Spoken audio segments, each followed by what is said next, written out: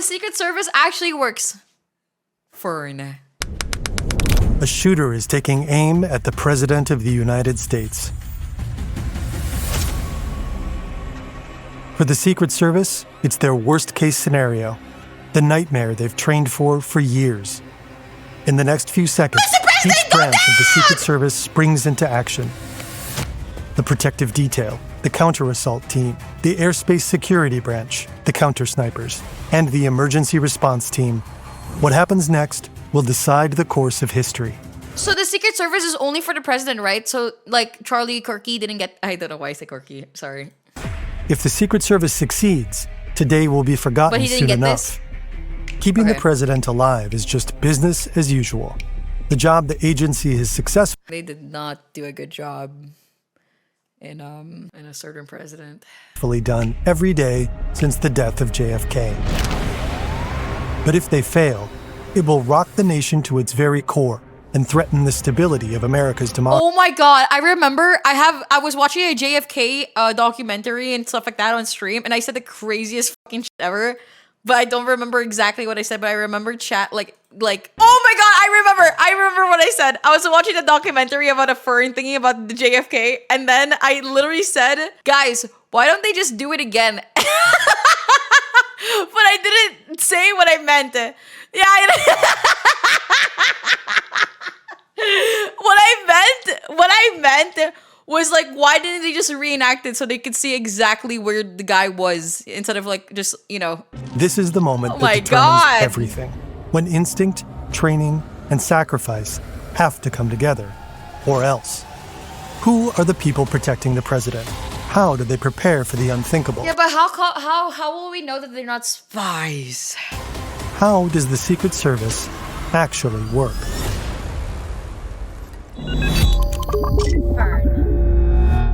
This video is largely based on the books Zero Fail, The Rise and Fall of the Secret Service by Carol Leonnig. Ooh, what's this? Either from up against the school depository building or near the mouth of the trip. Why don't they just redo it? And In the President's Secret Service by Ronald Kessler. Links in the description. Fort Worth, Texas, 1963. The Secret Service is exhausted. JFK is their toughest assignment yet. He's constantly traveling. Miami one day, DC the next.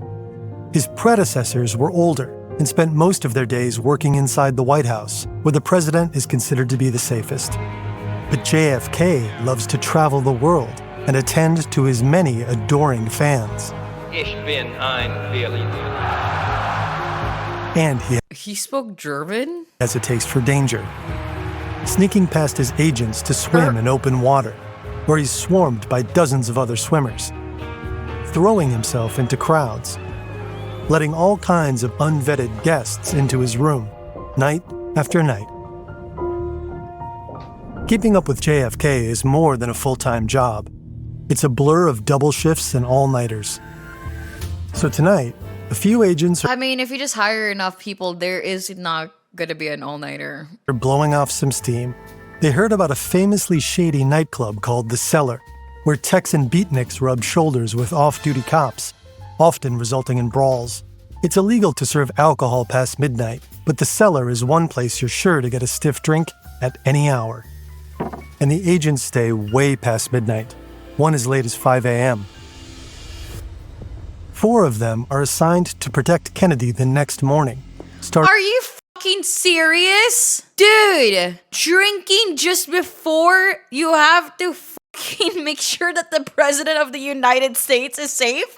Are we dead ass? Oh my... At 8 o'clock sharp. Compared to today's Secret Service, the agency protecting President Kennedy in the 60s is bare bones, basically the size of a municipal police force. There are just 350 agents, most of them spread throughout. I will never forget when I said this on stream and everybody said no in chat when I said like, I think that Jeffrey Epstein is still alive and shit. And I know it's a conspiracy theory, but I literally believe it. Like, it wasn't a joke. Like, I genuinely believe it. And everybody was like, no, I'm pretty sure he's dead. And then now there's fucking photos showcasing him and everything. And then like, dude, it doesn't even look like him. Dude. The U.S. Only 36 are assigned to the White I love when a chat says something and then somebody says the complete opposite, like just right beside it. House, with a rotating team of 6 guarding the president.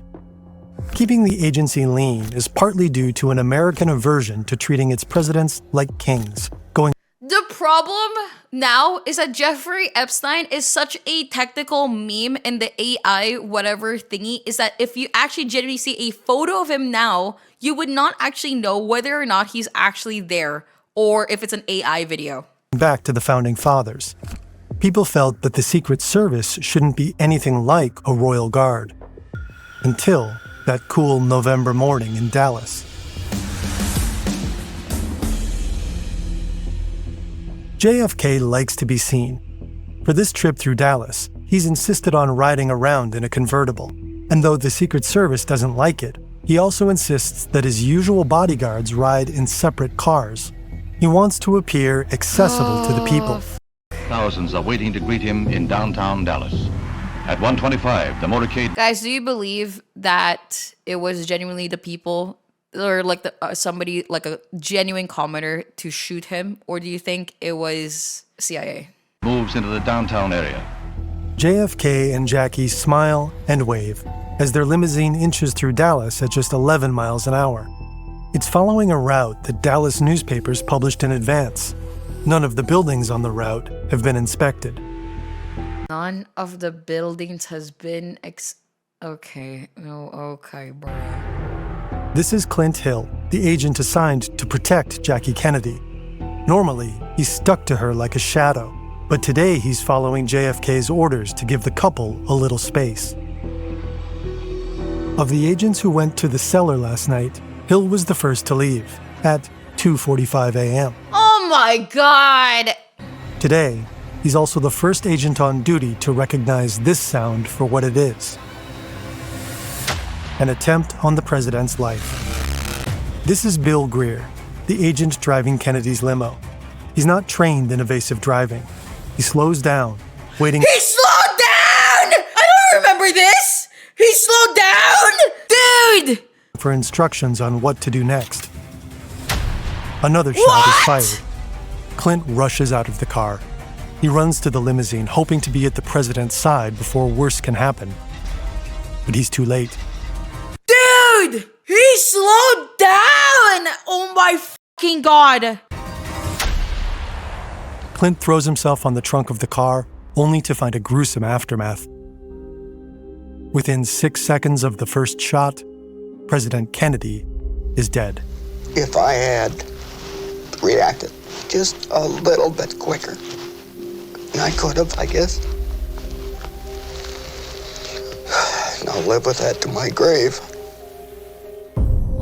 What happens next is history, and it will haunt the agency for years to come. Well, to be fair, he actually ran though. You can't tell him that he's acting the driver though. This guy's the one that like ran for him, right? Like he literally heard the first shot, ran for him, and et cetera, like you see him in the video that he ran. Nah, the driver though. Nah. Who the fuck slows down after hearing a gunshot? Excuse me? Whose idea is it to slow down after hearing a gunshot? Come on. My grave. What happens next is history, and it will haunt the agency for years to come. President Kennedy's death revealed that something needed to change. But he wasn't the first president to be killed in office. 1865, 1881. Give him a break. He literally made it easier for the president to die. Are we kidding me? Like, give him a break? Are we dead ass? 1901. But now the United States is a global superpower. The president is the most powerful person on Earth. The threats to his life... Oh, give him a break. Okay, yeah, fuck you. are multiplying and evolving. And Kennedy's death traumatized the nation profoundly. Nothing like this should ever happen again. In the 60s and 70s, the Secret Service massively expands its personnel and budget. No longer will it be a small cadre of glorified bodyguards. Gone are the days when the service will hire any athletic ex-Marine or patriotic beat cop. I don't know, man. I feel like when it comes to it, oh, this is gonna sound like a conspiracy, but like, never mind, forget it. Recruitment, training, and operational protocols become way more rigorous. And this is what 6 decades of evolution looks like.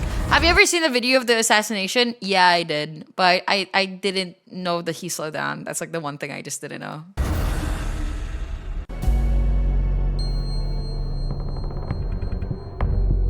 Protecting the president is a round-the-clock job. It's hours and hours of Say it, Demi. I don't know, man. Every single time that you see somebody actually genuinely good, like that wants genuine change in the world or something that's like actually preaching what is good for the people and etc., all of them just fucking die. All of them just get assassinated. But the moment that you see a president that's literally like outed out to be a fucking pedophile and shit like that and genuinely whatever, suddenly no shots. All right. Numbing boredom with occasional moments of sheer terror. When these moments come along, Macaroni, every thank you, split thank you, second 6 months. counts, and the agent's response better be automatic. There's no time to weigh options. Their mission is zero fail.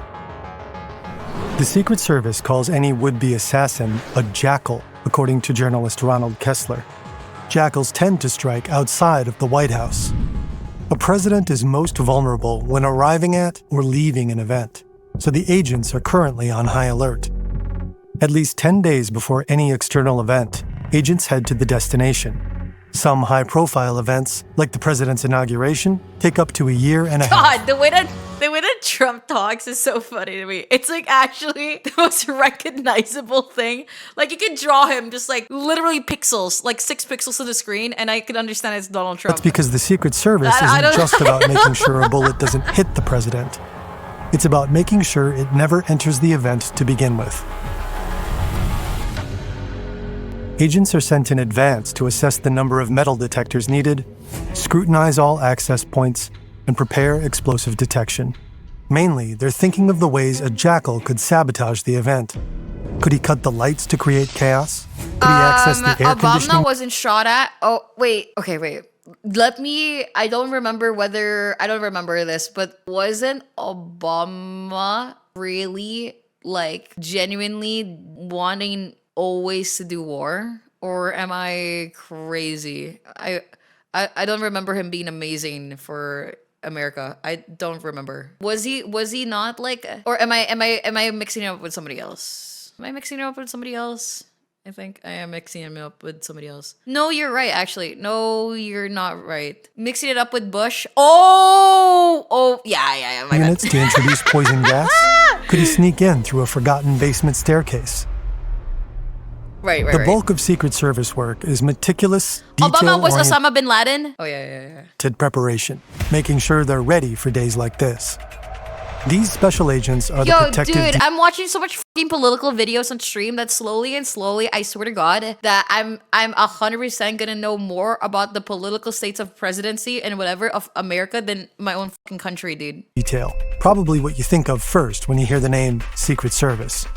They're the agents expected to take a bullet for the person they're protecting, and then evacuate them to safety. No, you know what it is? Because in my country, it's just all like classic. It's classic, just people just wanting greedy.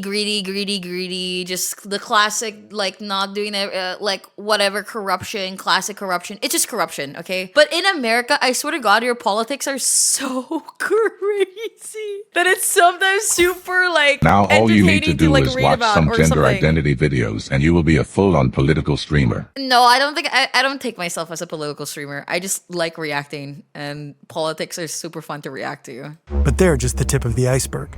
American like, dude, if I watch a political video about Poland, let's say, I'm or whatever the fuck, you know what I mean? If I watch a video about like whatever, but like, dude, Americans' politics are so fucking crazy. They're the heavily armed agents with the most dangerous role. They're meant to charge at the source of the attack and neutralize it before it can reach the person they're protecting. The president, with an automatic rifle or with a flashbang grenade. Then the protective detail can evacuate the protectee to the presidential limousine, known as the Beast. The Beast is a $1.5 million car weighing about 20,000 pounds. It takes the president wherever he needs to go. It's American-made, of course, and quite a bit safer than Kennedy's convertible. According to NBC News, it's bulletproof, blast-resistant, sealed off from chemical attacks, and stocked with a supply of extra blood, exactly the president's type. Not all of its defense systems are known to the public, but rumor has it shoots tear gas. Flanking the beast is the rest of the presidential motorcade. Counter-assault agents trained in motorcade ambush tactics travel in a car close to the beast. Another Secret Service car carries intelligence agents who are tracking people considered threats. If necessary, they can jam these people's communications. After this, you should definitely check out this fantastic episode by our friend Neo for a full explanation. Oh, friends are friends! In close communication with the counter-assault team is the eagle-eyed counter-sniper team. Counter-sniper, in the counter-strike. Secret Service. According to Ronald Kessler, every month, counter-snipers have to demonstrate they can still make shots 1,000 yards away. If they fail, they're not supposed to work. Here are plainclothes agents who mingle with crowds on high alert for threats and vulnerabilities. To blend in, they don't wear the trademark earpiece. They're looking for anyone suspicious, anyone sweaty, anyone shifty-eyed, anyone who stands out in any way. But it's a delicate operation, best handled discreetly. Wow, look who it is! Lots of people get starstruck. You know what is so funny? I will never forget when I was walking in BGC with Nikita and my family, and I was like, guys, I'm craving for ube shake. And so we walked to this because I was craving for ube shake from Manam, we walked to Manam, and then the fucking president was there. I was like, why is there so many police cars? What's going on? And then we were walking towards Manam, and I ordered an ube shake, and then I saw the president having a fucking meeting, and I was like, what the fuck? And by a president, and they tend to act a little weird. The Philippines It's president. not unheard of for people to weep, faint, or even throw their babies in the air. And then Nikita was like, what the hell? Imagine Nikita, like me, because of me going like, guys, I want ube shake. And we took a 10-minute walk in like the street or whatever. And then we see the president, lol. And the Secret Service can't go around tackling them all. Agents in the crowd are also trained to think like assassins. In any given space, how could they breach security if they wanted to? If they detect any vulnerability, they call the Joint Ops Center at Secret Service headquarters, who alert the protective detail by earpiece. Some Secret Service technicians are also photographing the crowds to evaluate them later with facial recognition technology. They're looking out for whether particular individuals keep showing up. Demo. Outside the venue, we have the Uniformed Division's Emergency Response Team, the first line of defense, often armed with P-90 submachine guns and highly specialized canines. Oh, look at the Each dog sniffs up to 100 cars a day for explosives and is trained You were to not attack craving Jollibee. This is treason. any intruders. Later, they're rewarded for their service with ball play. The Secret Service is also supported by local law enforcement and emergency medical technicians. When they're not actively protecting anyone, Secret Service agents are constantly training and reassessing past events. Agents receive way more training than they did in the 60s, when they were just handed a manual and expected to learn the rest on the job. And a split second from now, it'll be time to show their stuff. Just like in 1981. Jesus. Back then, a mentally ill man named John Hinckley Jr. became obsessed with and stalked the actress Jodie Foster, who starred in Taxi Driver. In the movie, an aimless drifter plots to kill a presidential candidate. Hinckley, an aimless drifter himself, believed that Foster would notice him if he did something really great, like kill the president. Just before his attack on Reagan, he wrote to Foster, "You'll be proud of me, Jodie. Millions of Americans will love me. Us." Foster didn't alert the FBI to Hinckley's threats until after the fact. The first time I knew that the FBI was involved was when somebody called me up and said, please come over and talk to the FBI.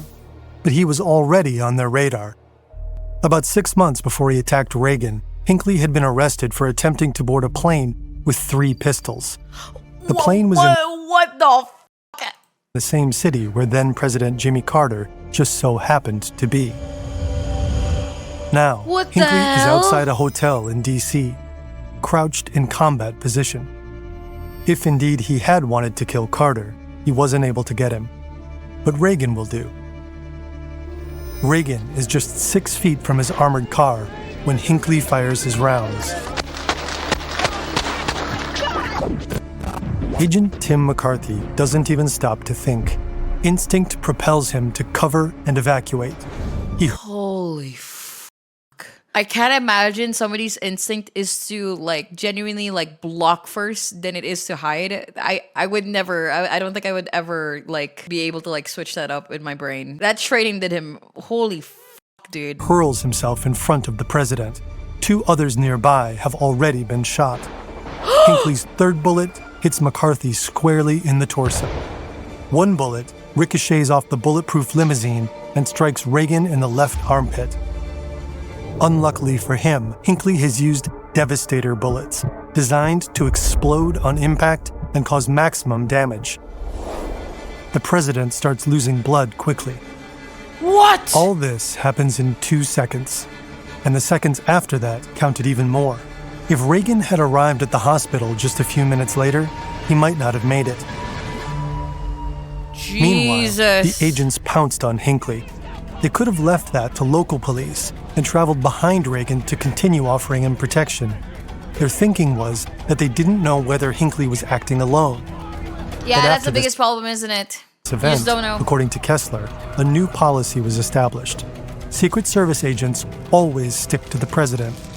Every misstep becomes a teachable moment that advances security protocols for later. Hinckley's failed assassination is considered one of the Secret Service's great successes, but it was a close call.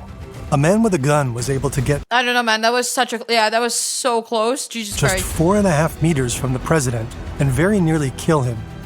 Clearly, security protocols needed to be beefed up. It's now standard procedure to have magnetometers or metal detectors that screen crowds at events.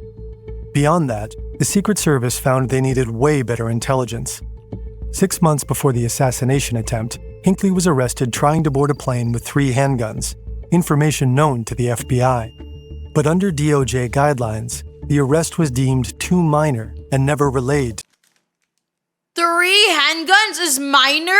to the Secret Service. In hindsight, that omission deprived presidential protectors of a major red flag, a prior weapons arrest timed to coincide with a presidential visit. The Secret Service now works more closely with the FBI. They've also developed an elaborate system for classifying just how threatening an aggrieved person is. Say you make the mistake of drunkenly boasting to a crowded bar that you're gonna kill the president. If the Secret Service catches wind of it, according to Kessler, you might be considered a Class 1 threat. Oh my god. So if I say that on stream, would I be classified as a class 1 threat? And an agent could show up at your house for a serious chat. Because I would never say that. That's crazy to even fucking say. That's ridiculous.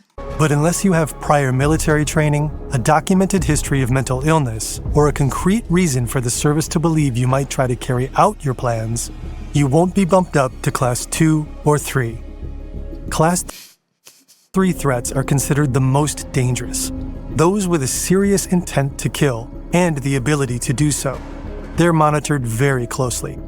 The Secret Service I'm not class 2. I'm class 0. Because I wouldn't be on the fucking list. receives an average of 10 Oh. threats per day. Most are against the president. Not all can be taken seriously.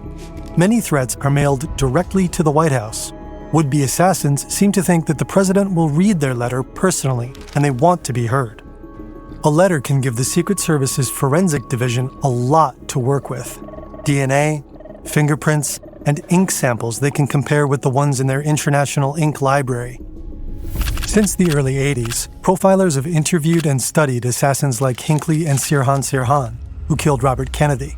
This helps the Secret Service understand the motivations of these individuals, who are often paranoid loners seeking attention and notoriety. Yeah, true. Always the case. Usually. Often, but not always.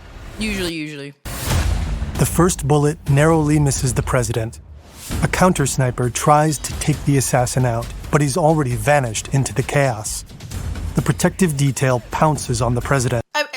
the reason why, from my understanding of the reason why it's always like these types of people to create these kinds of things is because their whole life has been a series of situations where they feel like the victim. It's actually the reason why white supremacists exists, is because like they feel like the victim of their life when they feel like they should have been back in the day or some bullshit, or they try to conceptualize it where in their head they should be the one that's it shouldn't be happening to me. It shouldn't be happening to me. I'm the victim. I'm always the victim. So they want to change the world where they're no longer the victim, and et cetera, et cetera. And it's always people who victimizes themselves. Yeah, sorry, any supremacist. It's always gonna be like that. It's like it's the idea of victimizing themselves that they are addicted to, and so they will lash out and do some crazy shit in the world so that they're no longer victims, or no they.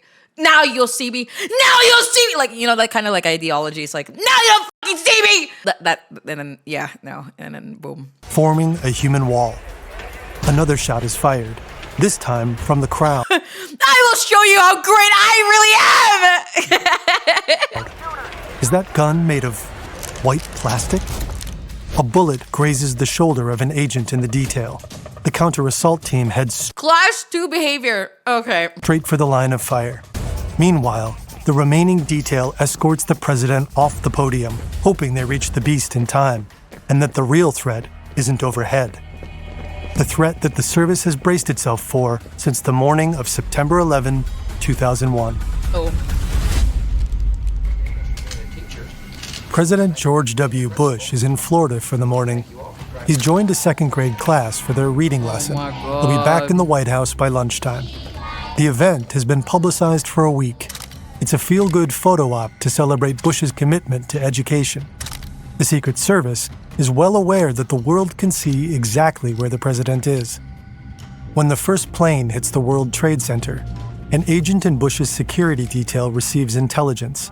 He asks if the attack is isolated to New York and if the president's security is compromised. No answer. Nobody knows. Minutes pass. The Secret Service grows more agitated.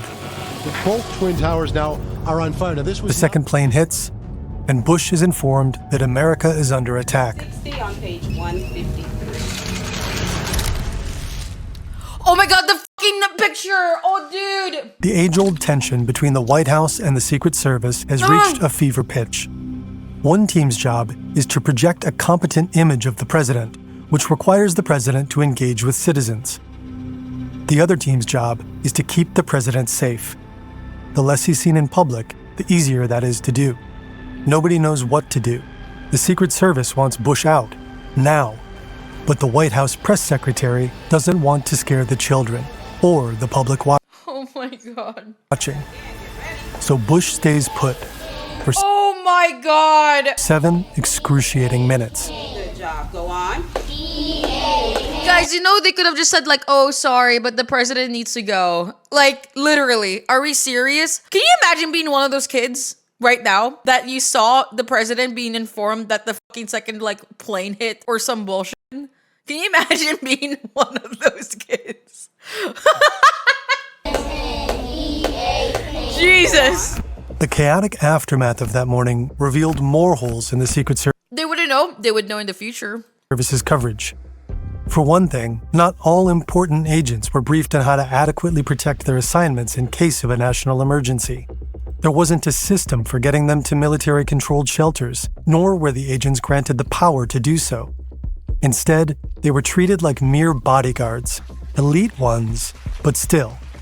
They had to obey other staffers with no expertise in security, like the White House press secretary. The Secret Service had become really good at preventing attacks from crazed lone gunmen, but in the face of a sophisticated terrorist attack aimed at the president, they needed a whole new playbook and more authority. After 9/11, the Secret Service rewrote its emergency action plans. It was made sure that no political staffer could overrule a Secret Service agent attempting to evacuate a president to safety. And the government decided that maybe, just maybe, the president's bodyguards should work closely with the people tracking terrorists. A year and a half after 9/11, the Secret Service was drafted into the new Department of Homeland Security.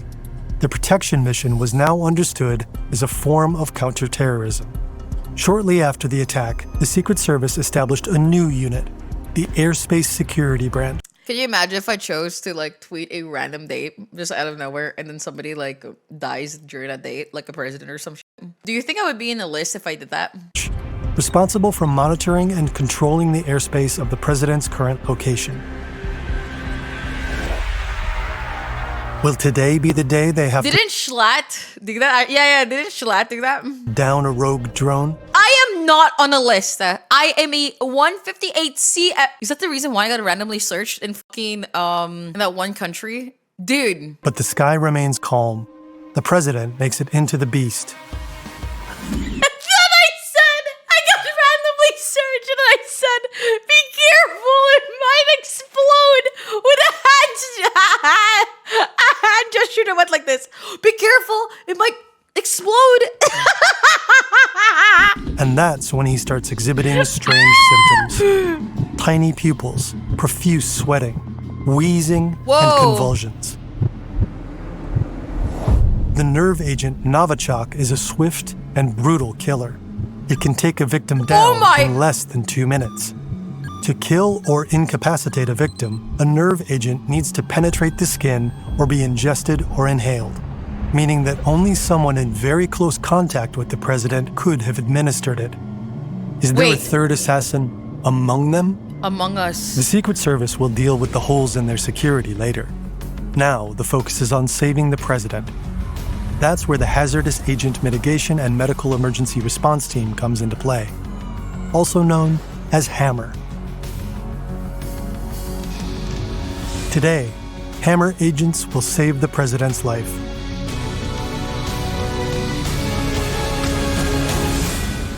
The first would-be assassin was sniffed out and tackled by the Canine Protective Unit as he attempted to escape the venue.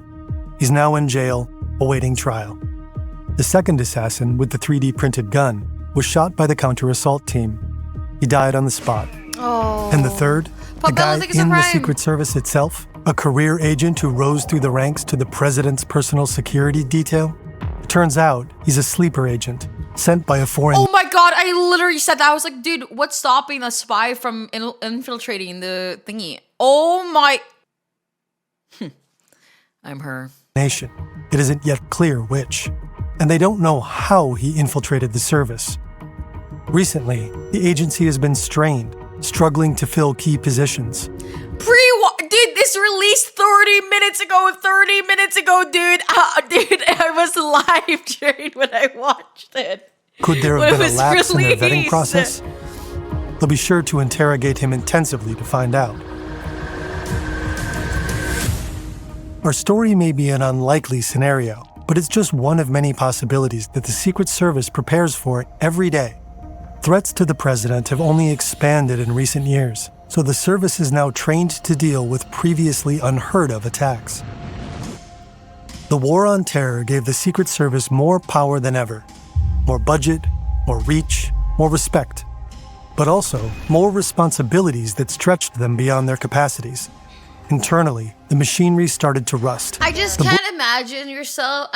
If I was the president of the United States, I just personally would never feel safe unless I'm behind a bulletproof fucking whatever. Because, like, dude, you built a country that everybody has a fucking gun. Yeah, I would not feel safe.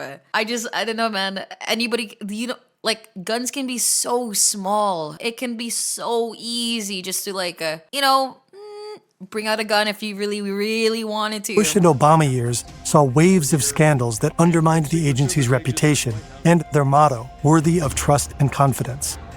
In one case, a senior agent reportedly took a female informant up to his hotel room.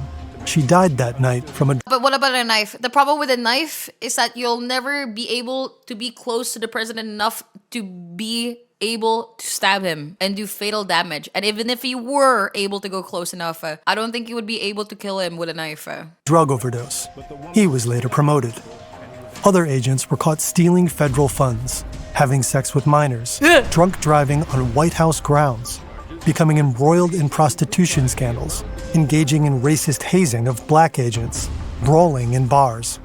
Plus, There were several near misses during Barack Obama's If I was a president, I feel like I would just have a katana and I would like block every bullet that is sent to me. Like a ninja, like a cool person. presidency. Add a bomb-sniffing dog to the bag. Obama received 4 You're so correct.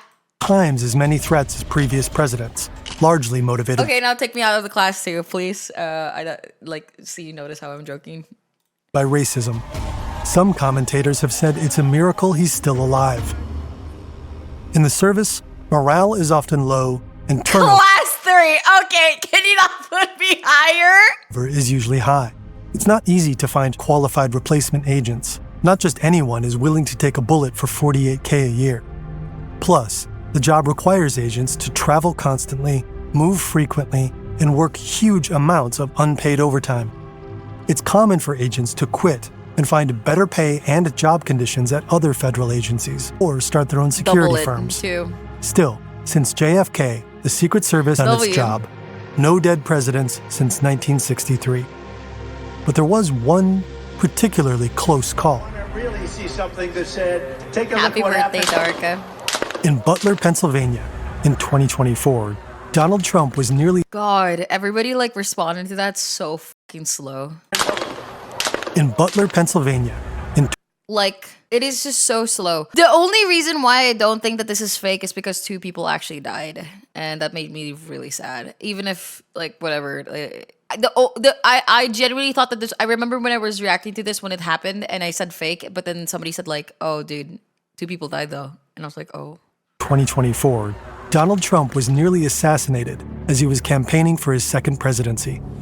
Check out our video that breaks down that event.